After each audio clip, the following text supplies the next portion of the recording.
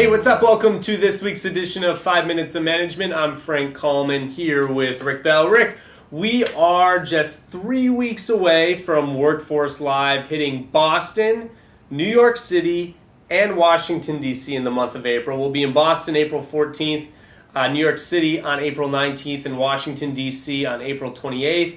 A complete sweep of the Eastern Seaboard. A complete sweep. Nice. It's going to be awesome. If you're interested, we have our first speaker preview video up on workforce.com. We talked to Motley Fool's Nate McMahon, who's speaking at our Washington, D.C. conference. So awesome events coming up for Workforce. Yeah, that's very cool. And of course, Workforce Focus, we have a couple of events planned, one in September, which is going to be benefits related, and the other one in November, which is going to be employment law related. I think they're both going to be really cool, really exciting. I believe benefits is going to be in Boston and employment law is going to be here in Chicago. Details TBD. TBD. Well, Rick, what's the skinny this right. week? Oh, all right. So, Frank, I guess the common mythology, and not even so much mythology, but the common way of thinking is young women will leave the workplace to go start a family.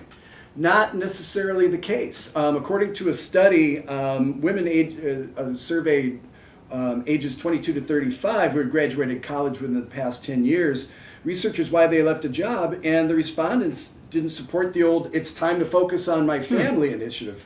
So young women identified finding a higher paying job, a lack of learning and development, and a shortage of interesting and meaningful work as the primary reasons that they're leaving work. And the number one response from these millennial women: "I found a job that pays more elsewhere." So I mean, yes, women want meaningful. It makes perfect sense. I mean, it's not just to go start families.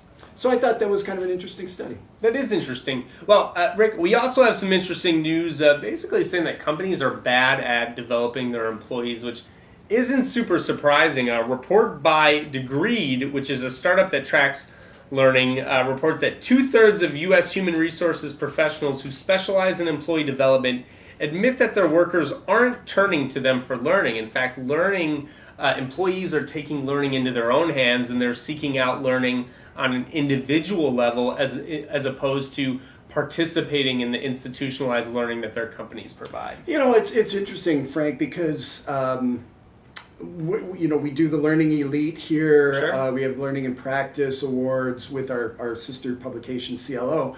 And it's interesting reading that learning is very much a 24/7. It's not just one time in the classroom, boom, everybody go away. It should be 24/7. It should be online, and it should be somewhat my responsibility, especially with everything that we have digitally these days. You know, YouTube classes. I mean, everything. Yep. I mean, we could learn how to run a camera. Yeah, I mean, with the amount of internet resources out there and books and articles, the onus really has to fall on the employee to make those sort of developmental decisions. You know, you have online courses through companies like Udemy and Coursera and others that are providing some really engaging resources for people to take their learning into their own hands. So, but you have to have an organization Sure. that is really supportive of the learning and development model. Sure.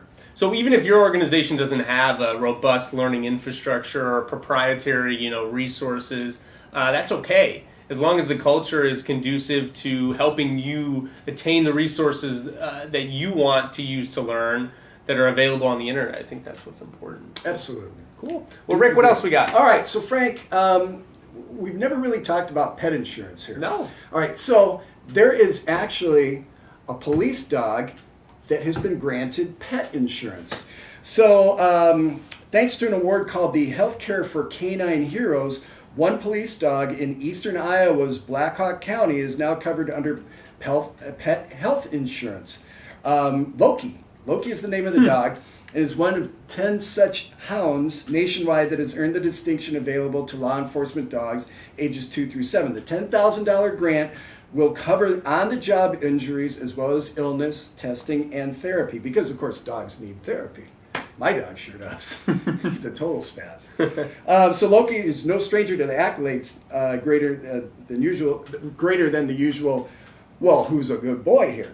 He was previously awarded a bulletproof vest from the same organization, vested interest in canines. Ooh. How about that? So it's a dog's life. Well, yeah, I didn't even, I've seen the pet insurance booth at the SHRM conference, but I never really put it into real practical terms. No, it's generally generally something that's offered as a voluntary benefit to employees. But darn if Loki doesn't get it. So good for Loki and good for the people in Waterloo, Iowa, or Black Hawk County, Iowa, somewhere out there. Somewhere in Iowa. There. Iowa people are all very nice, by the way. We like Iowa people. So, Rick, we got the Final Four this weekend. How's your bracket look? Did you fill one out? I actually did break down and fill one out. I got one Final Four team left. And that is? That is University of Oregon. Go Ducks. All right. Well, Go Ducks. hopefully they advance. Well, that's all we've got That's not your bracket, for this though, week's is it? edition of 5 Minutes of Management. For Rick Bell, I'm Frank Kalman. We'll see you guys next week. Go Ducks.